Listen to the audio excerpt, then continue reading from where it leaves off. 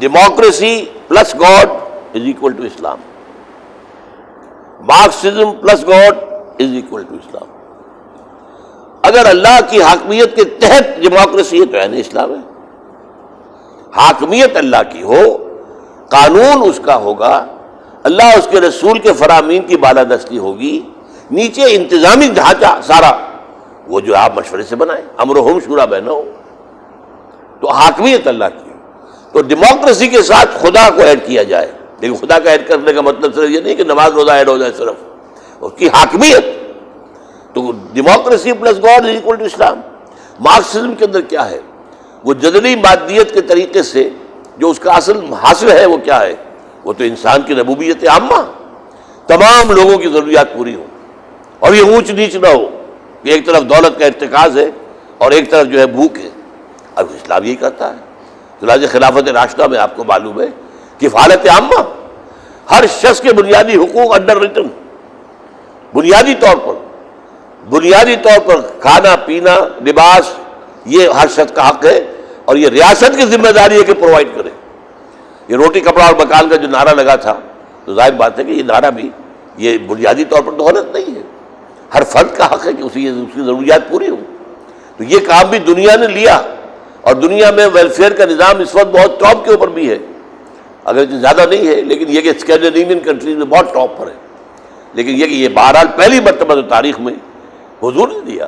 حضرت عمر نے کہا اگر فرات کے کنارے کوئی کتا بھی بھوکا مر جائے تو عمر سے جواب دہی ہوگی قیامت کے دن۔ اب یہ اصول کو اس سے پہلے کہیں دیا گیا تھا، تو یہ چیز جو ہے اصل میں دی ہے اسلام کی دی ہوئی۔ داؤد یا داؤدو انا جعلناک خلیفۃ فی الارض، یہ کا جو ہے واحد کی ضمیر ہے، اور مسلمانوں کے بارے میں کیا کہا گیا؟ وعد اللہ الذین آمنوا منکم وعملوا الصالحات لیستخلفنہم فی الارض، یہ خلافت تمام مسلمانوں کو دی گئی ہے، اب کسی ایک فرد کو نہیں ہے۔ جیسے آج کی جمہوریت میں یہ ہے کہ حاکمیت تمام انسانوں کی ہے، پاپولر ساورنٹی، وہ اپنی حاکمیت اپنے ووٹ کے ذریعے سے منتقل کرتے ہیں۔ 300-400 آدمی ہو گئے، اب وہ قانون بنائیں گے۔ یہ گویا کہ انڈائریکٹلی عوام قانون بنا رہے ہیں نا، ان کے جو نمائندے ہیں وہ قانون بنا رہے ہیں۔ تو یہاں کیا ہوگا کہ وہاں پر جب ہوگی خلافت، خلافت کا مطلب کیا؟ قانون حاکمیت اللہ کی، یہ ہے اصل خلافت۔ اگر یہ تقاضا پورا ہو جائے تو نیچے فرض کیجئے حضرت داؤد تو کوئی جمہوریت تو نہیں تھی ان میں، وہ تو بادشاہ تھے، لیکن بادشاہ اللہ کے حکم کو نافذ کرنے والا، تو وہ خلافت تھی۔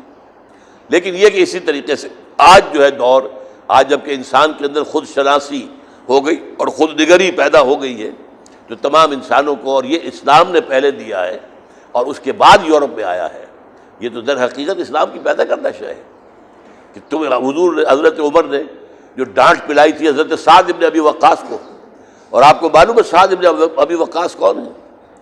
وہ ایک واحد انسان ہے جن کے بارے میں حضور نے فرمایا اے سعد تم پر میرے ماں باپ قربان ہوں۔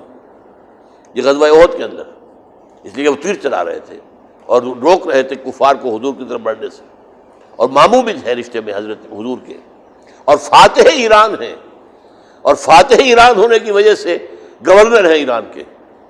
حضرت عمر کے پاس پرچہ نویس جو ہوتا تھا، ان کی انٹیلیجنس تھی، اس کا پرچہ پہنچ گیا کہ سعد نے اپنے گھر کے باہر ایک ڈیوڑی بنا لی ہے اور ایک آدمی کھڑا کر دیا دربان۔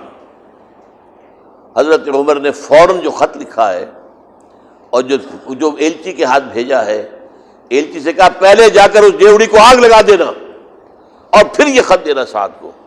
اور سعد کے نام خط میں کیا تھا؟ اے سعد، لوگوں کو ان کی ماؤں نے آزاد پیدا کیا تھا، تم نے اپنا غلام کب سے بنا لیا ہے؟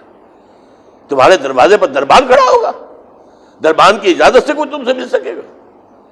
تم نے انہیں اپنا غلام بنا لیا ہے، یہ نظام دیا ہے۔